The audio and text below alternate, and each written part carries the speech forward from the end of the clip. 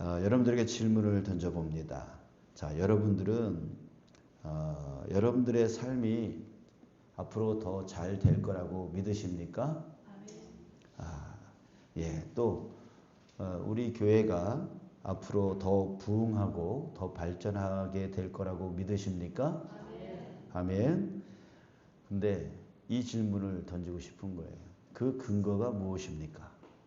여러분들이 앞으로 더 잘 될 거라고, 우리 교회가 부흥하고 발전할 거라고 하는 그 근거가 무엇입니까?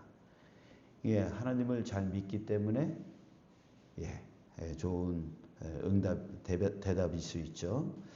자, 오늘 본문을 한번 보겠습니다. 본문에는 이스라엘의 이 황폐한 땅에 거주하는 자라고 하는 말이 나옵니다. 지금 오늘 본문에 에스겔 선지자에게 하나님이 전하라 라고 하는 그 대상이 바로 이들인데요. 24절에 인자야 이 이스라엘의 이 황폐한 땅에 거주하는 자들이 말하여 이르기를. 자, 이들입니다. 이들은 누구일까요?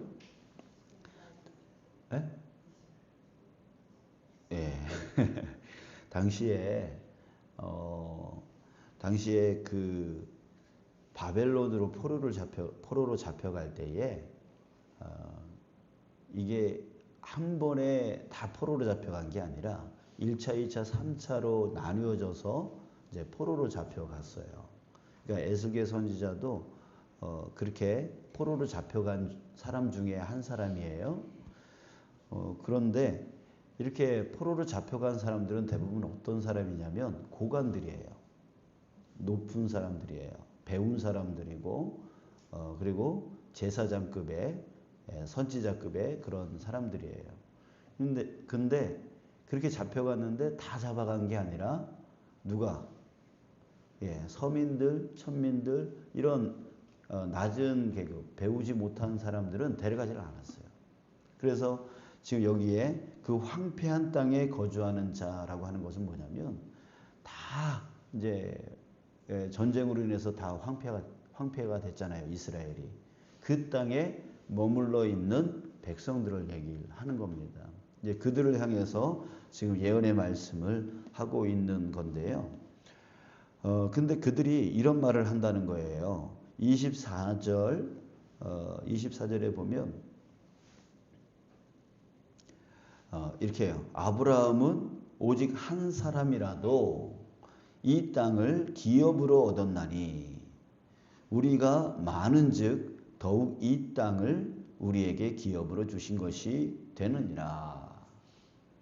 자, 아브라함 한 사람에게 이 땅을 줬잖아.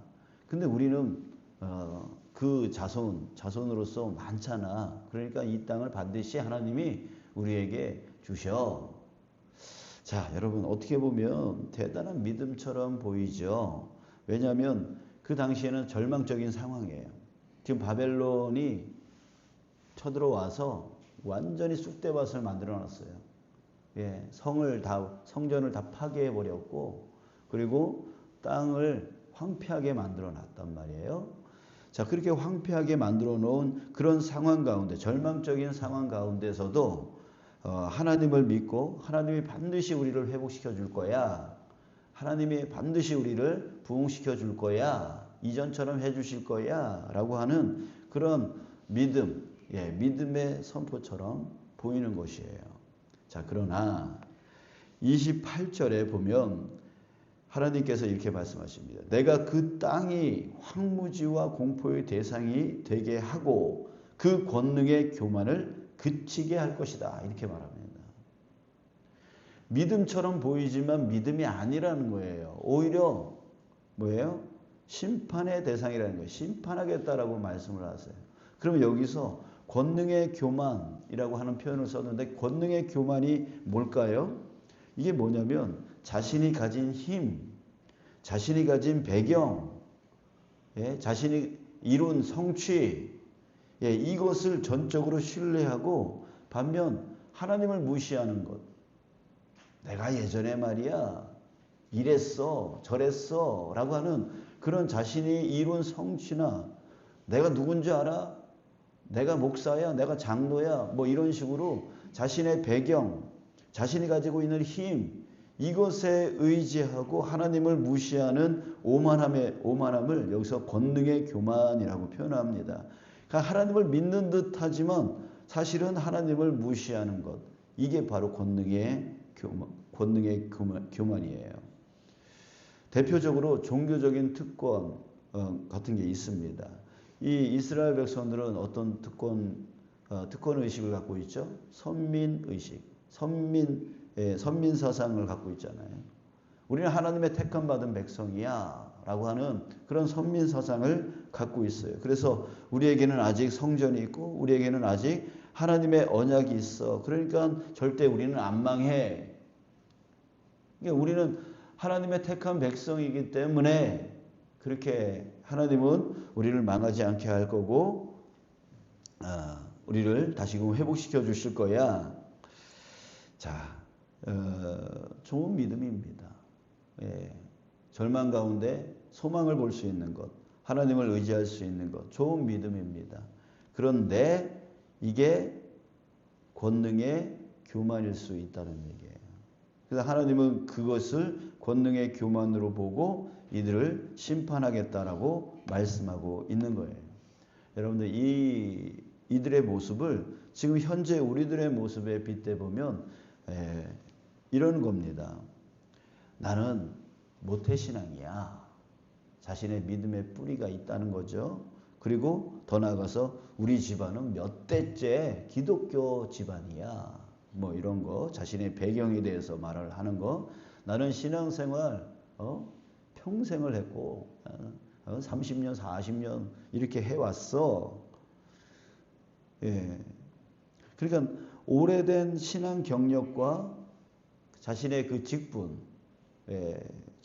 내가 장로고, 내가 권사고, 내가 안수집사고 이런 영적 우월감의 근거를 삼는 그런 형태, 그런 행태, 이런 거와 같은 거예요. 또 말씀의 소비자가 되는 행태, 이게 뭘까요? 말씀의 소비자가 되는 행태. 구경꾼 신앙. 여러분 이게 참 우리 가운데 너무나 많이 퍼져 있어요. 우리 32절에 보면 그들은 내가 고운 음성으로 사랑의 노래를 하며 음악을 잘하는 자같이 여겼나니 이렇게 말합니다.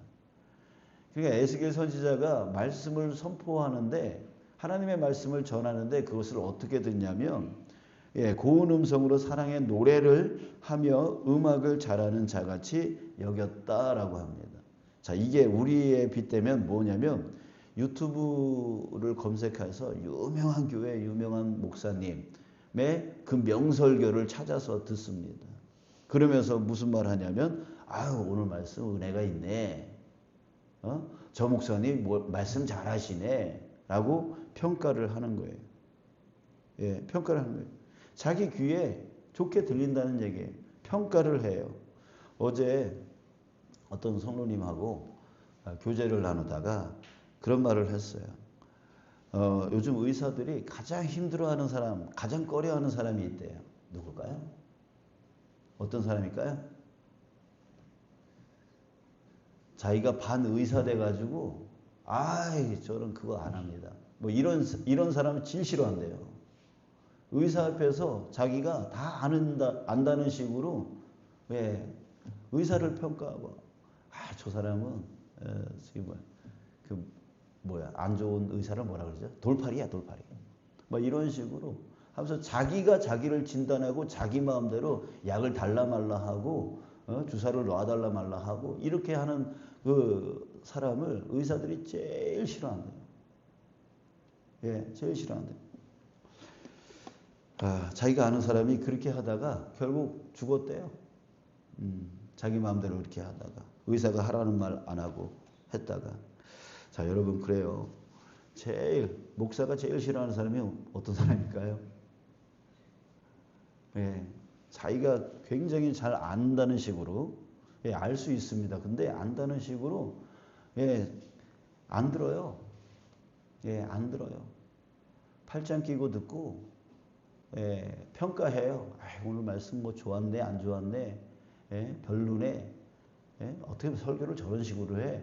막 이런 식으로 자기가 뭔가 대단한 식으로 평가를 하는 거예요. 자기가 말씀의 평가자가 되어지는 거. 여러분 이게 뭐예요? 말씀의 소비자가 되는 행태예요. 구경꾼 신앙이에요. 자기가 우리가 말씀 왜 들어요? 여러분들 말씀 왜 들으시죠?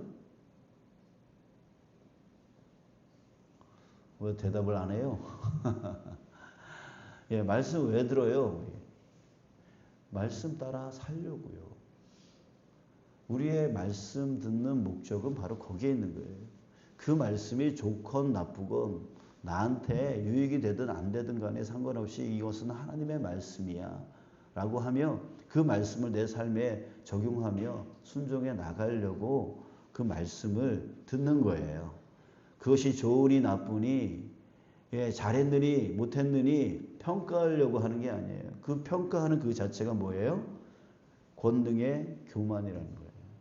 자기가 대단한 식으로 생각하는 교만이라고 하는 것이죠.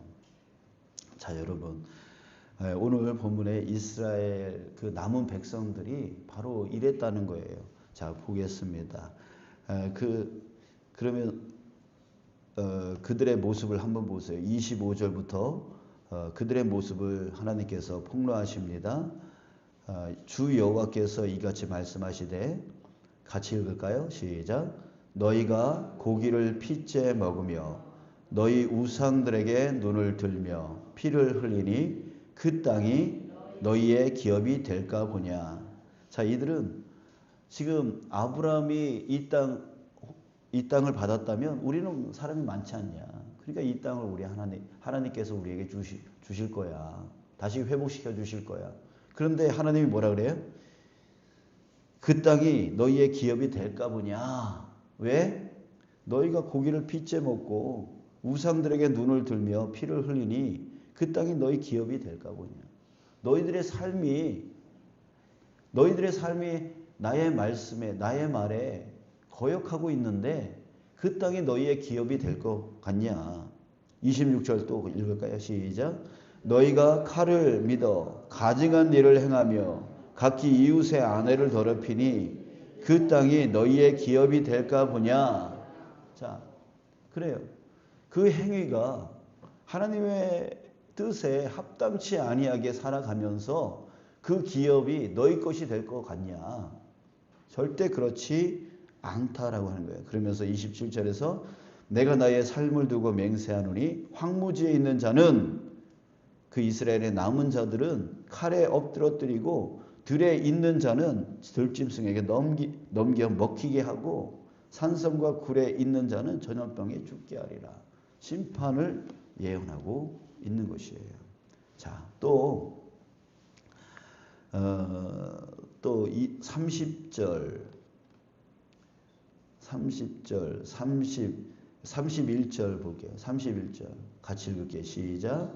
백성이 모이는 것 같이 내게 나오며 내 백성처럼 내 앞에 앉아서 내 말을 들으나 그대로 행하지 아니하니 이는 그 입으로는 사랑을 나타내어도 마음으로는 이익을 따름이라.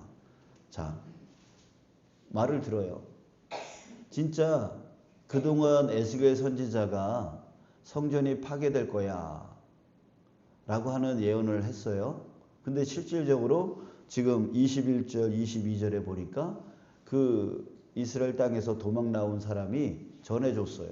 성전이 파괴됐다고. 그러니까 이 포로로 잡혀온 사람들이 그제서야 에스겔 선지자가 하는 말이 이제 귀에 들어오기 시작했어요. 진짜 저 사람이 예언한 대로 성전이 파괴됐네. 그러면 우리 저 사람의 말을 한번 들어보자 라고 에스겔 선지자한테 몰려들어요. 그런데 그 말을 들으나 그 다음에 뭐가 없어요? 그대로 행하지 아니하니. 말은 듣지만 행하지 않은 거예요. 자, 앞에서도 그들이 하나님을 믿는다고 하지만, 그래서 이 땅을 하나님이 우리에게 주실 거라고 말을 하고 있지만 그들의 삶은 어때요? 우상을 따라가고 있고 하나님의 말씀을 따라가지 않고 있어요. 행하지 않고 있어요. 십계명을 어기고 있어요. 이 뒤에서도 말을 듣지만 그대로 행하지를 않아요. 지금 하나님께서 말씀하시려는 게 뭐예요? 선민, 택한 백성, 이게 중요한 게 아니라는 거예요. 직분, 이런 거 중요하지 않다는 거예요. 너희가 하나님의 자녀라고, 이런 거 중요하지 않다는 거예요. 정말 중요한 건 뭐냐면 따라가는 거예요. 행위예요, 행위. 그래서 야고보서에서 뭐라 그랬어요? 행위 없는 믿음은 죽은 믿음이다라는 거예요. 이게 행위를 강조하는 게 아니에요. 진짜 믿음이 뭔가를 얘기해 주는 거예요. 진짜 믿음이란 뭐냐면 행위가 따라가는 거예요. 내가 하나님을 정말 믿는다면 따라가야죠. 그 말씀을 순종해야죠. 근데 듣기는 들어도 순종이 없어요. 오늘 이 아침에 말씀이 선포되어져요.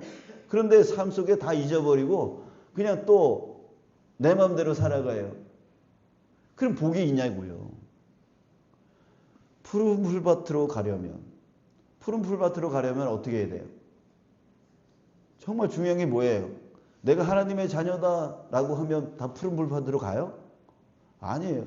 내가 목사다, 장로다, 그게 푸른 풀밭으로 갈 수 있게 돼요? 아니에요. 그거 중요하지 않아요.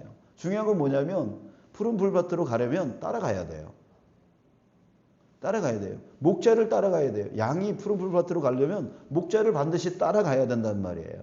따라가는 과정 가운데 사망의 음침한 골짜기를 만나요. 그럼에도 불구하고 목자를 신뢰하고 그 사망의 음침한 골짜기를 다닐지라도 해를 두려워하지 않을 거라는, 왜? 목자가 나를 지켜줄 거라고 하는 그 신뢰, 믿음, 그 믿음으로 따라가는 거죠.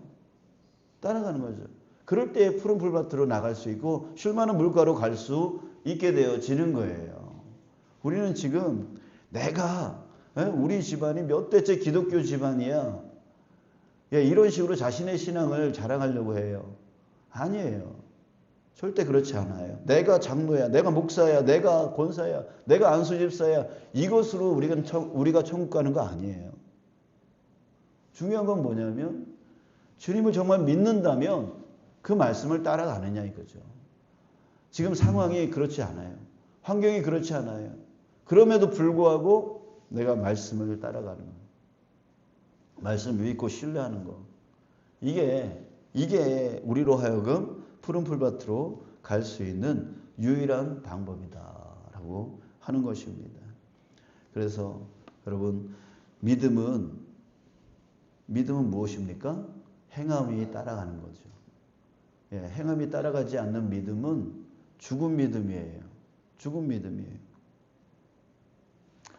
사랑하는 여러분, 저와 여러분들이 이 사실을 결코 잊지 않으시길 바랍니다. 잊지 않으시기 바랍니다. 이제 34장서부터는 이제 다음 주서부터 34장 이제 들어갈 건데 34장부터 이제 그 이후에는 이스라엘의 회복에 대한 말씀이 선포되어집니다. 근데 그 회복이 하나님이 내가 가만히 있는데 회복시켜주는 것을 말하고 있지 않아요. 지금 33장에서 이 마지막에 이 말씀을 하는 이유는 뭐예요? 그 회복은 언제 일어나요? 하나님 말씀을 신뢰하고 따라감에 있어요. 여러분들은 복받기 위해서 기도하고 있을 거예요. 여러분들의 소원이 이루어지기 위해서 지금 기도하고 있을 거예요. 그런데 기도는 해놓고 하나님이 그래? 너 그게 네 소원이야? 그럼 내가 인도해 나갈게. 나를 따라와. 이러신단 말이에요. 근데 따라가지를 않아요. 기도만 해놓고 따라가지 않아요. 기도만 해놓고 또 제자리에 머물러 있어요. 입만 벌리고 있어요. 이러면 회복이 일어나지를 않는다고요. 복이 임하지를 않는다고요. 내가 기도를 했다면, 내가 소원을 기도했다면 그 소원이 이루어지기 위해서 찾으러 가야 되고 두드려야 되는 거예요. 그러면서 하나님을 신뢰하면서 따라가야 되는 거예요. 그럴 때에 온전한 회복이 일어난다고요. 이제 34장서부터 회복에 대한 말씀을 선포할 때 여러분들의 밑바닥에는 뭐가 있어야 되냐면 바로 오늘의 말씀이 자리 잡고 있어야 돼요. 예, 자리 잡고 있어야 돼요. 그냥 마음으로 생각으로만 믿으니까 내가 하나님의 택함 받은 하나님의 자녀이니까 라고 하는 그것만 갖고 있으면 안 된다는 거죠. 회복을 위해서는 따라가야 돼요. 따라가야 돼요. 자, 여러분 이제 다음 주부터 있을 34장부터 있을 회복에 대한 말씀의 그 기초 반석으로 오늘 말씀을 꼭 기억하면서 나아가서 정말 우리가 이 말씀을 같이 나눌 때에 여러분들에게 복이 임하기를 축복합니다. 그 다음에 또 회복이 일어나기를 축복합니다. 우리 다시 처음 질문으로 돌아가 봅시다. 여러분들은 삶이 잘 될 거라고 믿으십니까? 믿으십니까? 네, 그렇다면 어떻게 해야 되겠습니까? 여러분들이 장로이기 때문에 그렇게 되어지는 거 아니죠? 여러분들이 권사이기 때문에 그렇게 되어지는 거 아니에요. 여러분들이 안수집사이기 때문에 그렇게 되어지는 게 아니에요. 여러분들이 하나님의 택함 받은 백성 때문이기 때문에 그렇게 되어지는 게 아니에요. 여러분들이 따라갈 때에 하나님은 반드시 그곳으로 이끌어 주셔요. 그 복의 자리로 이끌어 주세요. 여러분 우리 교회가 앞으로 부흥하고 발전될 것을 믿으십니까? 예, 그냥 되어지는 거 아니에요. 따라갈 때 되어지는 거예요. 예, 우리가 진짜 믿음의 교회가 되어질 때 믿음의 교회는 바로 하나님의 말씀을 내 생각보다 더 중요하게 여기고 내 감정보다 더 중요하게 여겨서 주님의 말씀을 따라가는 교회 되어질 때 그 교회는 부흥할 것이고 그 교회는 발전할 것입니다. 예, 여러분 이것을 결코 잊지 않으시는 저와 여러분 되시길 축복합니다. 그리고 이 말씀대로 행함이 있는 믿음을 가지고 나아감을 통하여 다 복 받으시길 주님의 이름으로 축복합니다.